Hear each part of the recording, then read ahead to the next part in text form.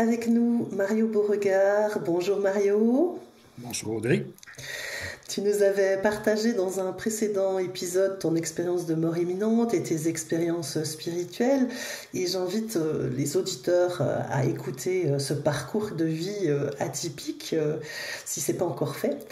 Euh, j'ai vécu de mon côté plusieurs expériences, émergence spirituelle, expérience de mort imminente. Et depuis, j'ai l'intime conviction que l'on se trompe en santé mentale sur l'intégration, par exemple, des phénomènes de voix, les visions, les expériences spirituelles, etc. etc. Et je me dis, bon, alors je dis pas que la maladie n'existe pas, hein, mais j'ai pas le côté scientifique pour parler de tout cela, et je te remercie, hein, Mario, pour ta disponibilité et ta facilité à vulgariser la science au profit du nous. Donc, ma première question, tu as étudié les effets de la prière et de la méditation sur le cerveau, hein, d'ailleurs, il y a ce magnifique livre-là, voilà, du cerveau à Dieu, qui est vraiment voilà, très intéressant. Et as-tu observé des parallèles entre ces pratiques, donc la prière, la méditation, et des états modifiés de conscience vécus en santé mentale, comme les montées de Kundalini, les voix, les visions? Les montées de Kundalini, ça, je n'ai pas étudié. Mais par contre, j'ai étudié les états élargis de conscience en lien avec expérience de mort imminente. Donc, aussi c'est toujours des états élargis de conscience avec quand on a travaillé avec les contemplatives, là, les carmélites. Ouais. Euh, Seulement, ils utilisent des termes différents pour référer à leur expérience. Donc, elle disait, par exemple, qu'elle sentait qu'elles entraient en état d'union avec quelque chose d'infiniment plus grand qu'elle. Puis ce plus grand-là, dans leur terminologie, ils appelaient ça Dieu. Donc, alors que on a aussi travaillé avec des gens qui avaient vécu une expérience de mort clinique, donc provisoire. Donc, ça veut dire un arrêt cardiaque, un arrêt respiratoire, évidemment. Là, il y a un arrêt aussi au niveau du métabolisme, au niveau cérébral. Donc, la circulation n'opère plus. Il n'y a plus d'oxygénation au niveau des neurones. Alors, donc, c'est ce qu'on appelle une mort clinique, mais temporaire, parce que les gens dans ces cas-là, ont été réanimés au bout de X nombre de minutes. Et j'ai comparé donc différentes populations. Ces gens-là, par exemple, qui avaient eu une expérience de mort clinique, il y en a plusieurs qui disaient être demeurés en contact avec la lumière ou l'être de lumière. Donc, et donc, ils n'utilisaient pas le terme Dieu, mais c'était un peu la même chose. Puis ce qu'on a fait dans nos études, on utilisait l'imagerie cérébrale par résonance magnétique. On utilisait aussi on voulait mesurer l'activité électrique dans le cerveau. Donc, on utilisait l'électroencéphalographie avec plusieurs électrodes. C'est complémentaire comme approche. Et on a pu comparer des états élargis de conscience, mais dans des contextes différents, avec différentes populations. Puis ce qu'on s'est rendu compte, c'est que les réseaux qui sont impliqués étaient semblables. Les réseaux, donc les régions impliquées, tout ça, c'est assez complexe parce que ça implique des changements au niveau de la perception du corps. Donc, les gens perdent un peu le contact avec le corps physique.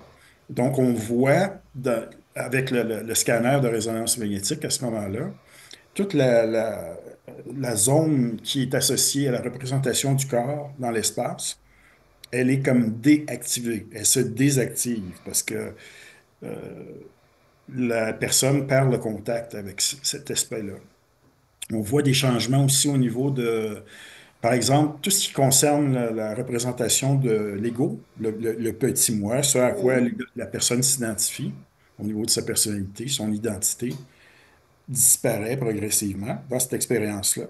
Donc, la personne perd le contact aussi avec ce qu'elle est au niveau de sa vie de tous les jours, généralement, au niveau de le sentiment d'identité. Hmm. Alors ça aussi, c'est une région qui devient moins active au niveau, et ça, c'est plus au niveau du cortex préfrontal, la partie la plus à l'avant du cerveau.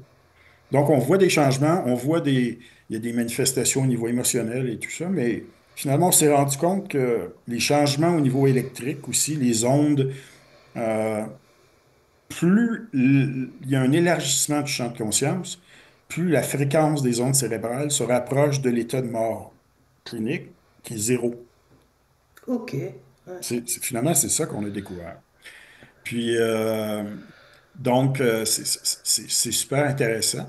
Les termes utilisés sont différents. Il y en a qui parlent de lumière, il y en a qui parlent de... Mais les réseaux sont semblables. Mais quand une personne, par exemple, a une étiquette de psychotique, schizophrène, puis a des hallucinations auditives, là, on va voir des activations dans les parties auditives du cerveau. Alors, la personne a raison de dire qu'elle entend Oui. une voix. Seulement, ce genre d'études-là, ça ne permet pas de déterminer est-ce que la source de ce qui est entendu correspond à quelque chose de réel ou Hmm. hallucinatoire ou pas. Hmm. Ça, on ne peut pas le déterminer. Hmm. Mais on peut, par contre, mesurer comme l'impact de... Généralement, dans les cas de psychose avec hallucination auditive, le contenu des hallucinations est négatif. Donc, les voix qui sont ou la voix qui est entendue va dire des choses plutôt négatives à l'individu. Hmm. Genre, suicide-toi, t'as aucune Oui. valeur, tu vaux rien. Souvent, c'est ce genre de choses-là qu'on entend, que les Hmm. patients.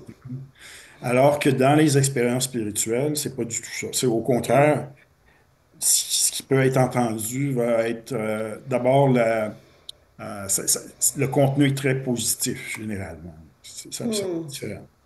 Il arrive des expériences spirituelles, par contre, où il y a une partie de l'expérience qui peut être négative, mais même ces expériences-là, puis j'en ai vécu Hmm. moi-même, on en a parlé un peu, Hmm. Hmm.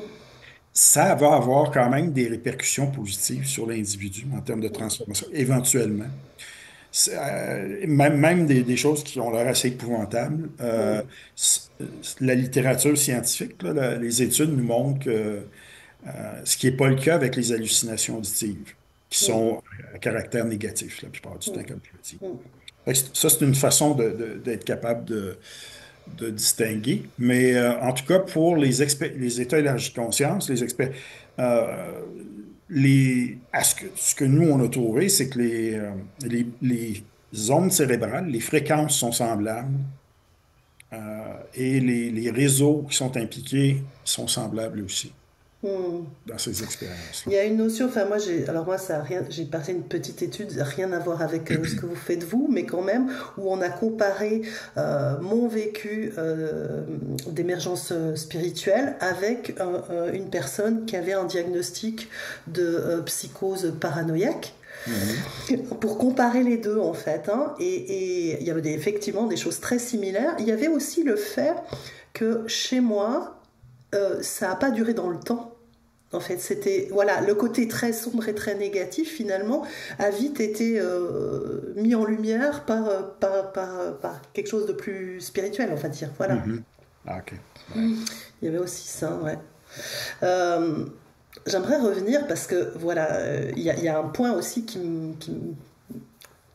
fait que je me pose beaucoup de questions, c'est sur finalement cette dissociation. Vous êtes plusieurs à avoir étudié hein, les expériences de mort imminente et à montrer que voilà, la conscience, elle était indépendante du cerveau. Comment ces découvertes, elles pourraient influencer notre compréhension des troubles dissociatifs. Hein, la dissociation, elle est souvent considérée comme un mécanisme de défense face à un trauma important ou Mhm. un dysfonctionnement du cerveau. Est-ce que certains états dissociatifs pourraient être en réalité des formes d'expansion de conscience permettant d'accéder à d'autres réalités et comment on peut finalement différencier une dissociation pathologique d'une expérience de conscience modifiée, potentiellement transformative en fait. Oui, ben, euh, ça, ces questions-là, on n'est pas encore très, très avancé au niveau des neurosciences, mais on a quand même des idées parce que mécanismes dissociatifs peuvent être associés, comme tu dis, à des choses positives. Mm. On le voit, par exemple, au niveau de la transe. Donc, ça peut être la transe, des transes de type chamanique, par exemple. Les études réalisées par Corinne Sombrun, C'est par vrai. exemple, là, avec des chercheurs en France, ouais, ils ont fait des études justement avec l'électroencéphalographie, avec plusieurs électrodes et tout ça. Puis ils ont montré que ça pouvait être associé à des processus mentaux, mais et des états très positifs aussi. Donc, oui, moi j'ai étudié la psychologie avant d'étudier les neurosciences et Mm. effectivement, les états dissociatifs peuvent aider justement à composer avec des événements traumatiques, évidemment. Mm. Donc, il peut y avoir du positif aussi là-dedans. Et je pense qu'il faut mesurer l'impact des expériences elles-mêmes, voir à quoi ça mène, qu'est-ce que ça apporte, qu'est-ce que ça change dans la vie Mm. des individus finalement. Mm. Comment ça les transforme, par exemple, sur du Ouais. moyen, court, moyen et puis du plus long terme, euh, pour être en mesure de faire des bonnes distinctions, puis pas tout mettre dans le même panier. Euh, mais il y a beaucoup d'éducation aussi à faire par rapport à ça, par rapport aux thérapeutes. Mm. Bah oui. Psychologue, par Mm. exemple, psychologue clinicien, psychothérapeute, psychiatre, médecin psychiatre aussi, Mm. même chose par rapport à tout ça, pour arriver à faire des bonnes distinctions, puis aussi à ne pas donner d'étiquette clinique, puis à pathologiser des expériences qui, en fait, sont des expériences qui amènent des choses très positives dans la vie de ceux qui les vivent aussi. Ouais. Tout à fait. Donc, Il y a- ça, c'est toute la question ce qui a été appelé les émergences là, au niveau spirituel, par Mm. exemple. Mm. Par, par exemple, Dr. Groff, au Canada aussi, une femme qui a travaillé beaucoup, qui est une médecin, c'est Dr. Yvonne Kaysen aussi, qui a travaillé beaucoup sur ce qu'on appelle les émergences spirituelles et tout ça. Mm. C'est tout un, c'est tout un monde. Au niveau neuroscientifique, on n'est pas encore rendu super loin là-dedans parce que on a pris du retard parce que ces questions-là étaient tabous Mm. jusqu'à fin du 20e siècle, hein. Mm. Par exemple, on ne pouvait pas parler de conscience. Mm. Aujourd'hui, avec le recul, ça peut sembler bizarre, mais Mm. c'était tabou d'utiliser ce terme-là. On ne pouvait pas parler d'émotion non plus. On ne pouvait pas parler de Mm. spiritualité, d'expérience spirituelle non plus. Jusqu'à fin du 1995, il faut attendre 1995 pour qu'apparaisse le premier centre d'études sur la conscience au monde. Et ça, c'était à Mm. l'Université d'Arizona, à Tucson. Alors, ça donne une idée. Donc, Mm. c'est pour ça qu'on a pris du retard un peu dans ce domaine-là. Mm. Ouais, il y a donc une urgence, une nécessité de dépasser la stigmatisation, hein, de ces expériences Oui, subjectives inhabituelles en santé mentale, en fait, hein. Et puis peut-être finalement aussi de redonner du sens à ces états modifiés de conscience. oui. Euh, Mais et, généralement, là, des critères, les, les- au niveau clinique, les personnes qui sont capables de se rendre compte que ce qu'elles vivent, ce ne sont pas des expériences qui sont vécues nécessairement par l'ensemble de la population, mais que même si ce n'est pas nécessairement la norme, euh, elles vont être conscientes de ça, elles sont conscientes ils vont aussi, un autre critère, c'est d'être capable de continuer à fonctionner c'est ça. dans le cadre de la société Mm. de manière acceptable. Mais quoique, il y a des penseurs qui nous disent aujourd'hui que est-ce que c'est un signe de bonne santé que d'être adapté à un monde qui est malade? Ça, c'est un autre débat, mais on peut se poser des questions par rapport à ça aussi. Mais c'est des critères qu'on peut utiliser. puis que Sylvie Détiola, elle a parlé dans certains de ses ouvrages avec Jean-Charles Fourier aussi. Ils ont examiné ces questions-là par rapport aux états modifiés de conscience. Mm, mm. Ouais, c'est clair, hein. C'est clair. Euh, Quel pourrait être le rôle de la spiritualité, d'après toi, en santé mentale? Parce qu'en fait, moi, en tant qu'infirmière, si tu veux, très souvent, en fait, les gens, voilà, qui sont en souffrance vont se rattacher à une dimension spirituelle et comme tu disais, hein, enfin moi quand j'ai travaillé il y a plus de 20 ans, mais ben, parler de spiritualité c'était tabou, on n'en parlait pas. Enfin en tout cas c'était tout de suite classifié de pathologique en psychiatrie.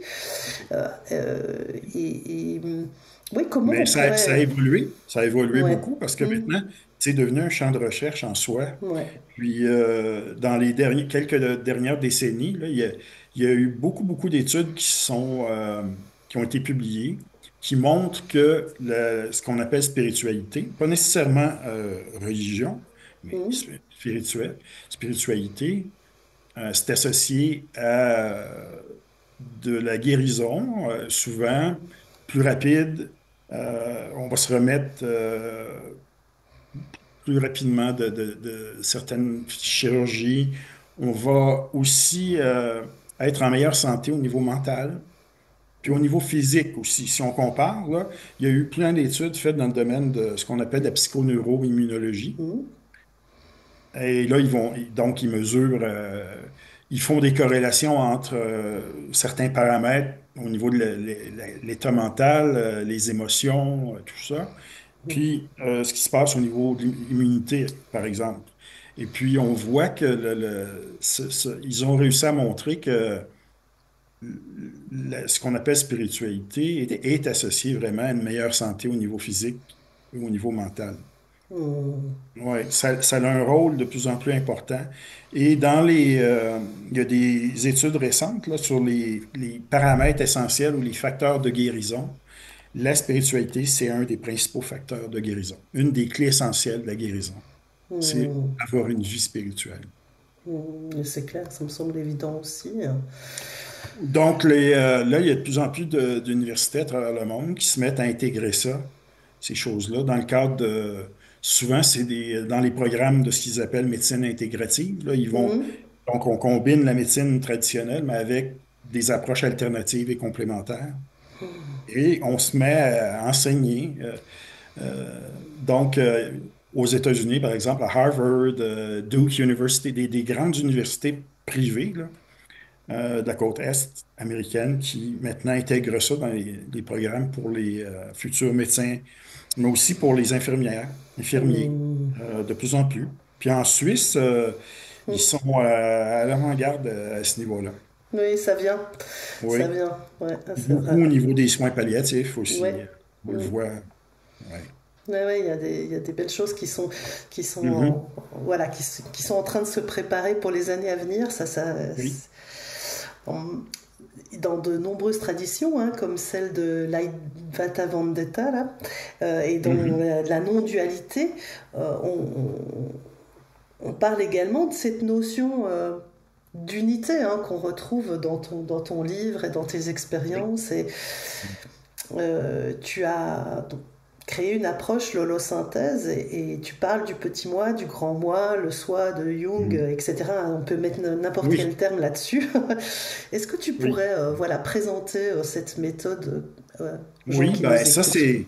c'était basé sur, en fait, c'est mes travaux de recherche là, que j'ai fait sur plusieurs décennies, mais c'est mes expériences spirituelles aussi. Puis quand j'ai fait les études avec les carmélites, par exemple, ça a fait le tour du monde. Et puis, souvent, les journalistes scientifiques qui m'interviewaient par rapport à ces études-là, là, ils me demandaient dans quelle mesure c'est important de savoir ce qui se passe dans le cerveau, puis parce qu'ils trouvaient que ça avait plus ou moins d'impact parce que la population générale, on ne peut pas la comparer à des athlètes olympiques de la méditation, de la contemplation, comme des carmélites cloîtrés, par exemple. C'est ça qu'ils me disaient. Et ça, j'ai réfléchi à ça plus d'une année. Je me disais, ouais, ce qu'on a trouvé finalement, les signatures neuroélectriques, les basses fréquences dont je parlais plus tôt en termes d'ondes cérébrales, les régions qui sont désactivées, comment on pourrait faire pour amener des gens qui ne sont pas des experts, justement, qui travaillent, ils n'ont pas le temps de méditer, de contempler pendant des heures à tous les jours? Est-ce que c'est possible de les... Et là, est-ce qu'on peut les emmener quand même plus rapidement? Puis là, j'ai pensé au phénomène d'entraînement des ondes cérébrales. Ça avait été découvert déjà il y a Mm. longtemps. Et c'est en fait les gens qui ont découvert ça intuitivement, c'est les chamans. Avec, par exemple, en modulant la fréquence de tambourinage, par exemple. Ils Mm. utilisaient le feu aussi. Et finalement, ils n'avaient pas les techniques modernes de neurosciences, mais ils avaient compris qu'on pouvait changer l'état de conscience des participants au rituel simplement en modifiant la fréquence de tambourinage, par exemple. Donc, je me suis mis à regarder ce côté-là. Et il y avait l'Institut Monroe aux États-Unis qui avait été créé par un ingénieur de son au début des années 70, Robert Monroe, qui utilisait des sons. Donc, il allait stimuler avec différentes fréquences au niveau des deux oreilles. Mais finalement, dans les travaux qu'on a faits avec nos techniques, on a pu montrer que si on utilise même la même fréquence des deux côtés, on, on peut même induire un état élargi de conscience plus rapidement, encore plus rapidement. C'est plus facile. Il n'y a pas de... Et je suis parti là-dessus et on a testé des gens en laboratoire pour voir, des gens qui n'avaient pas d'expertise en méditation. Mm. Et on pouvait les amener à avoir des cartes d'activité cérébrale semblables à un moine bouddhiste qui pratiquait la méditation depuis 40 ans en Ah l'espace de 10 ouais. minutes. Donc, là, quand j'ai vu ça, Ouais. puis je me suis dit, OK, j'ai commencé à tester des groupes de gens, des petits ateliers. Au début au Québec, puis à un moment donné, je suis allé en France, dans quelques régions, en Belgique aussi un petit peu. Puis, c'est ce qui a mené à holosynthèse. Puis, holosynthèse, au fond, ce que ça veut, c'est que j'ai compris que dans les états élargis de conscience, c'est, c'est- on est plus en mesure de composer avec des traumas, par exemple, au niveau émotionnel. C'est le petit moi. Le petit moi, il est associé à une certaine activité électrique dans le cerveau. Dans la vie de tous les jours, on est en mode survie. Le cerveau nous fait focaliser notre attention plus sur certaines choses, les besoins primaires et tout ça. Mais on peut changer le sentiment d'identité. Donc, on peut passer d'un état de petit moi à un état de plus grand moi en modifiant l'activité cérébrale.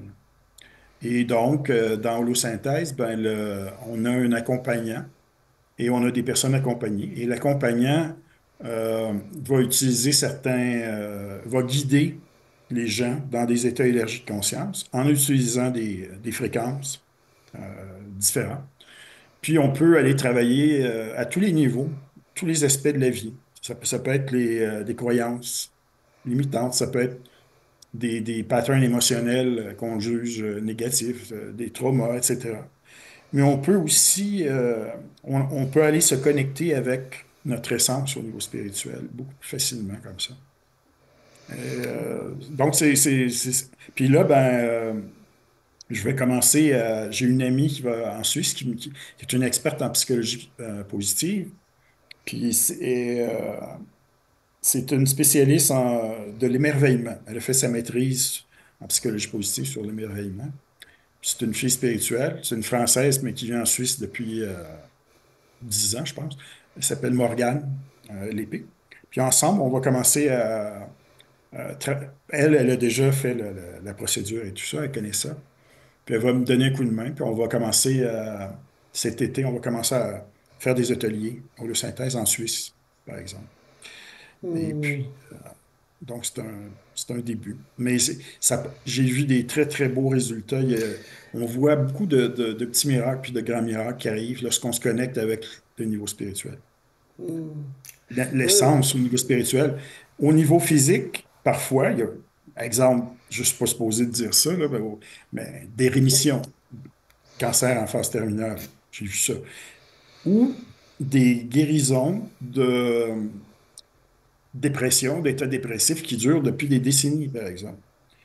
Des dépressions chroniques, ou des choses comme ça. Pas toujours, on ne sait pas, on ne peut pas prédire d'avance, puis on n'a pas le contrôle à ce niveau-là, c'est ça. mais c'est vraiment très bénéfique en général, thérapeutique de se connecter avec ce niveau-là. Oui, c'est pour ça que je tenais vraiment à te poser des questions par rapport à Mhm. ça, parce que Oui, je, oui, j'ai bien senti qu'il y avait vraiment cette dimension thérapeutique et que ça pouvait apporter en tout cas un équilibre, en tout cas certain, à notre santé mentale, et voilà, c'est ça. et que ça pourrait être d'autant plus efficace si par exemple, on formait les professionnels aussi à ça, enfin en tout cas que, voilà. Oui, cette année, justement, par rapport à ça, je vais commencer à former des gens. Donc, pour le moment, là, les gens qui sont le plus intéressés, ben, c'est des gens qui sont en relation d'aide. Euh, c'est souvent des psychologues ou des psychothérapeutes avec une vision plus holistique, mais il y a des gens qui sont en travail social, il y a des infirmières. Mm, mm. C'est beaucoup ces gens-là qui sont intéressés par ça. Donc, je vais, euh, je vais former ces gens-là parce que ce que j'ai observé, ce que j'ai noté en termes de résultats dans les, je dirais, 10 dernières années, c'est quand même remarquable. Puis, donc, je me suis dit, ben, j'aimerais ça que ça se répande à travers le monde, finalement. C'est clair. C'est Et, clair, en tout ouais. cas, enfin voilà, moi ce que j'ai Et entendu c'est au vu de... légal, il n'y a pas de problème C'est avec ça, la loi, c'est pas, c'est on ça. change pas l'état de conscience avec des substances, donc c'est plus acceptable pour le moment, socialement, là. Oui, et puis Donc, médicalement aussi en fait, hein, pour médicalement. rentrer dans les hôpitaux et dans les... Enfin, Oui, voilà, oui, pour passer cette barrière-là, effectivement. Bon, ça. bien qu'en Suisse, ils utilisent aussi les psychédéliques, hein, ils ont cette Oui, avance, oui. voilà, hein, que nous, on n'a pas du tout encore en France, mais voilà, en tout Mhm. cas, pour moi, c'est pas... C'est complémentaire, toutes ces Oui, choses-là, tout à fait. et c'est des chemins différents, c'est tout, Exact. et chacun a sa place, en fait. En tout cas, je voulais, voilà, terminer Mhm. aussi là-dessus. Est-ce que tu as envie d'ajouter quelque chose par rapport à tout ce qu'on a échangé? Ben, au fond, un message d'espoir, peut-être dans l'ancienne vision dominante là, au niveau académique, c'était une vision matérialiste. On voyait l'être humain comme une machine biologique complètement déterminée par ses neurones, ses messagers chimiques dans le cerveau, ses gènes et tout ça. Puis finalement, on voit dans la dernière décennie que on a un pouvoir énorme de par ce à quoi on pense, ce qu'on maintient au niveau mental. On influence beaucoup la neuroplasticité dans le cerveau, par exemple. Donc, Hmm. et ça nous donne beaucoup de responsabilités. On influence aussi beaucoup nos gènes. On le voit avec l'épigénétique. Donc, ça nous responsabilise, ça nous redonne beaucoup de pouvoir et on n'est pas limité en plus en termes d'impact au corps parce qu'on a une influence non locale à l'extérieur des limites du corps aussi, jusqu'à un certain point. Donc, c'est ce qu'on a appelé, mes collègues et moi, une vision post-matérialiste là, au niveau de la nouvelle science de la conscience. Et Hmm. ça, ben, c'est en train de...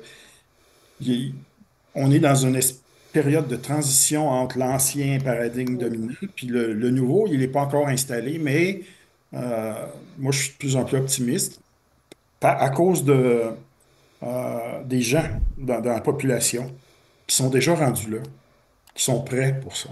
Puis je pense que le milieu académique va finir par les rejoindre, euh, Hmm. va suivre et tout ça.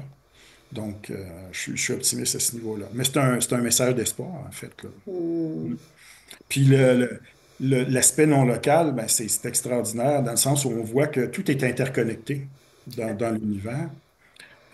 On l'est avec les autres êtres humains, mais on l'est avec les végétaux, les animaux. on est tout en... Au fond, cette science-là, si on veut, elle nous amène ou elle nous rapproche des grandes conclusions des différentes traditions spirituelles de l'humanité qui Exactement. disaient des choses semblables déjà depuis des milliers d'années. Mais ils n'utilisaient pas le jargon scientifique, ils n'avaient pas les technologies scientifiques, mais on est en train de les rejoindre à ce niveau-là de plus en plus. Tout à fait. C'est vrai que pour avoir fait voilà, quelques retraites de méditation Mhm. voilà, avec des enseignements et aussi d'avoir vécu d'autres expériences, en fait, on voit que ça, bah, finalement, le haut de la montagne, il est le même pour tout le monde. Hein, et c'est, Oui, voilà, c'est vrai. Bah, je te remercie beaucoup, Mario. merci C'est à un toi. cadeau pour moi d'avoir eu ce moment avec toi. Merci beaucoup. Ça m'a fait plaisir.